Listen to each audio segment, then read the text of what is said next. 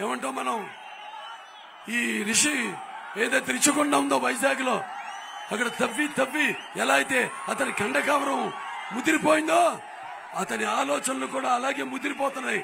తెలిసిపోయింది ఈ ఎలక్షన్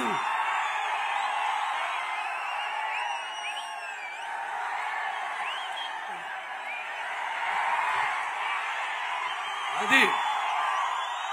చరిత్ర తెలుసుకుంటే మన దేశ చరిత్ర కాదు, అన్ని దేశాల చరిత్రలు కూడా చదవాలి. నేను చదువుకున్నా యూరోపియన్ హిస్టరీ, అంటే ఐరోపా దేశం హిస్టరీ చదివాను. అందులో లూయి ద 16th అని ఫ్రెంచ్ మహారాజు ఇలాగే ఇంట్లో కూర్చుని ఎప్పుడో ఒకసారి ముచ్చి మొహం వేసుకుని, లేకపోతే ఏమంటాం నీకు వద్దులే, అతను అభివర్ణించిన నవల కాదు, అన్ని అవలక్షణాలు ఉన్న ఇతనిలాగే అతను కూడా కోటల్లో కూర్చుని వినోదాలు చేసుకుంటుంటే ప్రజలు వాడి చొక్కా పట్టుకుని బయటికి లాక్కొచ్చి శిరచ్ఛేదన చేశారు. అది అప్పుడు జరిగింది చరిత్ర. సో ఇవన్నీ గుర్తు పెట్టుకోండి. పెట్టుకుని ఇప్పుడు తెలుగుదేశం పార్టీ సూపర్ 6 అని మేనిఫెస్టోతో మీ ముందుకు వచ్చింది. అది దృష్టిలో పెట్టుకుని మీరంతా కూడా మీ యొక్క మళ్ళీ చెప్తున్నాను, మీ యొక్క భవిత కోసం, మీ యొక్క మన రాష్ట్ర భవిత కోసం, మీ భవిత కోసం తెలుగుదేశం పార్టీ బలిపరుస్తున్న మన జనసేన, అలాగే బీజేపీ వాళ్ళందరూ కూడా కలుపుకు, అలాగే ఎంఆర్పిఎస్ ఉంది కృష్ణ గారు, వాళ్ళు కూడా ఈ ఉద్యమంలో ఎంతో చురుగ్గా పాల్గొంటున్నారు. వాళ్ళందరూ కూడా నా ధన్యవాదాలు తెలియజేసుకుంటూ, ఈ ధన్యవాదాలు ఇప్పుడు ఈ వేదికతో కాదు, రేపు జరగబోయే యుద్ధంలో మీ యొక్క ఓటు, ఎందుకంటే ప్రజాస్వామ్యంలో ఈనాడు మానవుడికున్న ఆయుధం ఓటు. ఆ ఓటుని సద్వినియోగపరుచుకుని మరి నీ ఆలోచనని ప్రతిబింబ చేసే,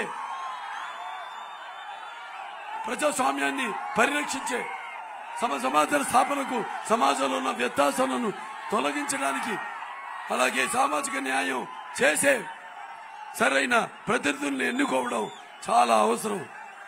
ఆ ఓటుని మీరు మరి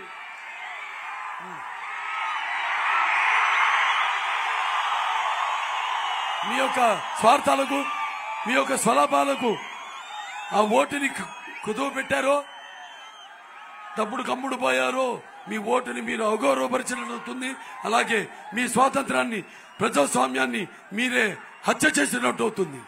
గుర్తుపెట్టుకుని ఇవన్నీ కూడా రేపు రానున్న ఎన్నికల్లో ఇక్కడ ఈ యొక్క నియోజకవర్గం మంత్రాలయం నుంచి బరిలో ఉన్న మన తెలుగుదేశం పార్టీ అభ్యర్థుల్ని, మన చెప్పాక ఇంతకు ముందు మన శాసనసభ అభ్యర్థి అయిన రాఘవేంద్ర రెడ్డి గారిని,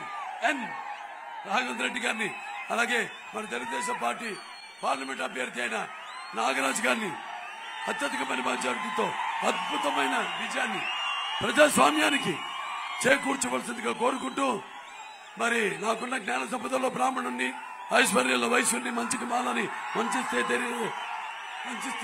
నాకున్న జ్ఞాన సంపదలో బ్రాహ్మణుణ్ణి, ఐశ్వర్యంలో వైశ్యుని, మంచికి మాలని వంచిస్తే ఎదురు తిరిగి మాదిగని, కష్టాన్ని నమ్ముకున్న కమ్మరిని, కొమ్మరిని, కుంచాలని, రజకుణ్ణి, నాయి బ్రాహ్మణుణ్ణి, కల్మషలని, యాదవుణ్ణి, ఆపదలాదుకునే వెలమని, వ్యక్తిత్వంలో రాజుని, అమ్మనమనిపించే కమ్మని, పౌరుషంలో రెడ్డిని, భుజబలంలో కాపుని, ఎల్లప్పుడూ ఎటువంటి సినిమాలు చేస్తున్నా ఇవాళ మా హిందూపూర్ ప్రజల ఆశీస్సులు హ్యాట్రిక్ కొట్టాం. ఈ వయసులో ఒక అఖండ, ఒక వీరసింహారెడ్డి, ఒక భగవంత్ కేసరి, రేపు జరుగుతున్న ఎన్నికల్లో 2 సార్లు శాసనసభ్యులు.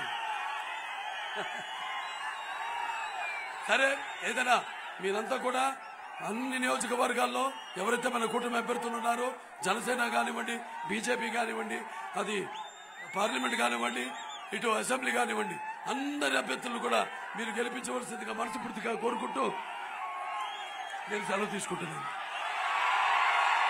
జై తెలుగుదేశం, జై తెలుగుదేశం.